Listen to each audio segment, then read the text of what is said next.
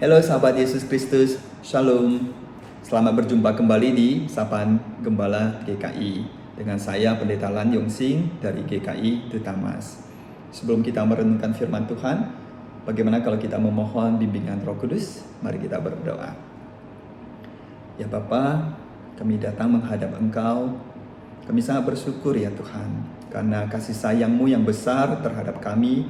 Kau senantiasa mau mendidik, mengajar kami, membimbing kami ke dalam kebenaran-Mu.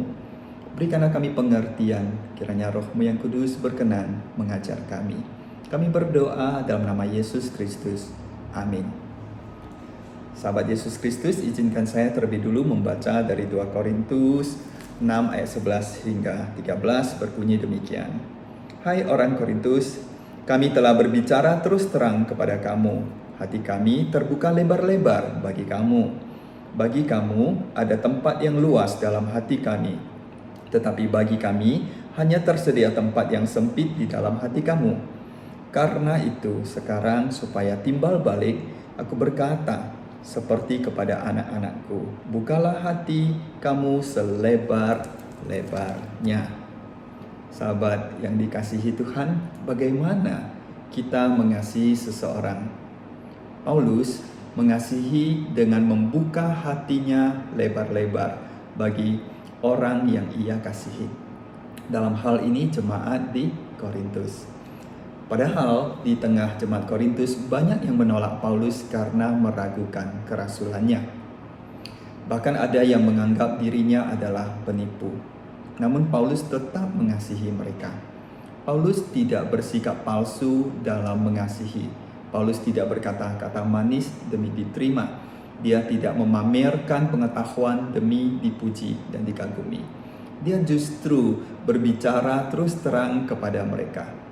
Paulus meminta jemaat Korintus membuka hati mereka lebar-lebar agar ia dapat menasehati mereka. Sebab seseorang baru dapat menerima nasihat jika ia menyediakan tempat yang luas bagi orang yang menasehati dirinya. Paulus menerima jemaat Korintus, tetapi dia tidak menerima mereka apa adanya. Dia menunjukkan kasihnya dan merindukan agar mereka tidak menyia-nyiakan anugerah Allah. 2 Korintus 6 ayat 1. Paulus menasihati mereka untuk hidup di dalam terang dan meninggalkan perbuatan-perbuatan kegelapan. Dalam kasih sayang yang besar, Paulus menasihati jemaat Korintus untuk sungguh-sungguh hidup sebagai anak-anak Tuhan dan memisahkan diri dari pikiran-pikiran jahat. Dalam mengasihi, Paulus menasihati. Apabila kita tidak pernah menasihati orang yang kita kasihi, mungkin kita memandang orang tersebut sempurna, atau kita buta secara spiritual, atau kita tidak benar-benar mengasihi dia, atau jangan-jangan secara diam-diam kita mengharapkan kehancurannya. Kita tidak dapat mengasihi orang lain dengan berfokus pada orang tersebut. Kita hanya dapat benar-benar mengasihi seseorang dengan berfokus pada Tuhan. Ketika berbicara tentang kasih sayang yang besar di 1 Tesalonika 2 ayat 8, Paulus menyampaikan bahwa tujuannya adalah agar orang yang dikasihi hidup sesuai dengan kehendak Allah yang memanggilnya ke dalam kerajaan dan kemuliaannya. 1 Tesalonika 2 ayat 12. Kasih Paulus tidak berfokus pada orang yang ia kasihi, tetapi pada Allah yang mengasihi orang yang ia kasihi. Semakin kita mengalami kasih sayang Tuhan, semakin kita mengerti bahwa Tuhan menjadikan kita pribadi yang terbaik. Artinya Tuhan tidak sekedar menerima kita, tetapi Dia juga mengajar, mendidik, melatih, dan membangun kita. Tuhan bagaikan berkata, I don't just create you, but I'm creating and transforming you into the best of you. Aku tidak sekedar menciptakanmu, tetapi aku mengerjakan yang terbaik dalam dirimu. Jika kita memperhatikan Galatia 3 ayat 8, kita dapat belajar prinsip kerja Tuhan. Firman Tuhan mengatakan, kitab suci yang sebelumnya mengetahui bahwa Allah membenarkan orang-orang bukan Yahudi berdasarkan iman. telah terlebih dahulu memberitakan Injil kepada Abraham. Olehmu segala bangsa akan diberkati. Injil yang Tuhan beritakan kepada Abraham adalah olehnya segala bangsa akan diberkati. Tuhan sangat suka mengundang manusia untuk bekerja sama dengan Dia dalam pekerjaan baik. God wants what's best for us. He also wants us to partner with Him for the best of others. Tuhan ingin yang terbaik bagi kita, tetapi Dia juga ingin kita bekerja sama dengan Dia demi mewujudkan yang terbaik bagi sesama. Dalam memperjuangkan yang terbaik bagi sesama, kita tidak hanya menerima orang yang kita kasihi di dalam hati kita. Kita juga pasti berharap yang bersangkutan juga menerima kita di dalam hatinya. Kita mengerti bahwa kasih bukan tentang apa yang kita inginkan, tetapi apa yang Tuhan kehendaki.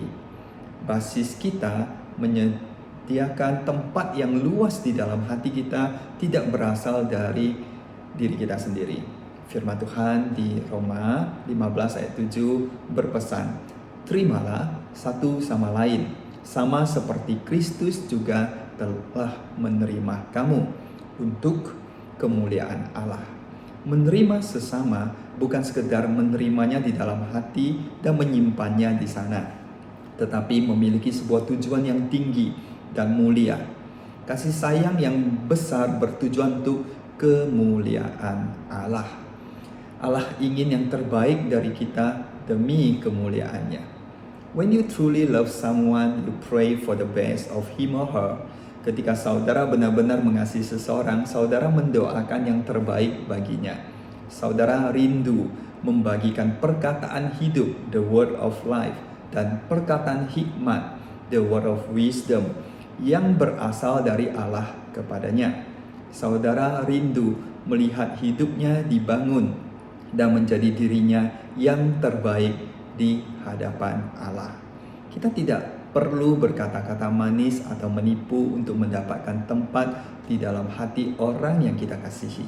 Sebaliknya, kita berbicara terus terang dalam kasih karena kita ingin bekerja sama dengan Allah dalam mewujudkan yang terbaik bagi orang-orang yang kita kasihi. Amin. Mari kita berdoa. Tuhan, terima kasih karena kasih sayang-Mu yang besar. Engkau menerima kami di dalam hati-Mu melalui Kristus Yesus. Kemudian Engkau juga mendekatkan diri-Mu kepada kami dengan diam di dalam kami melalui Roh-Mu yang kudus.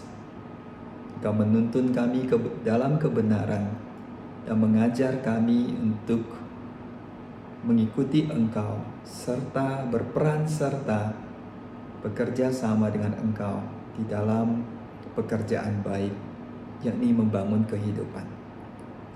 Terima kasih ya Allah, karena Engkau senantiasa mau mengajar, mau menunjukkan kepada kami bagaimana kami bekerja sama dengan Engkau.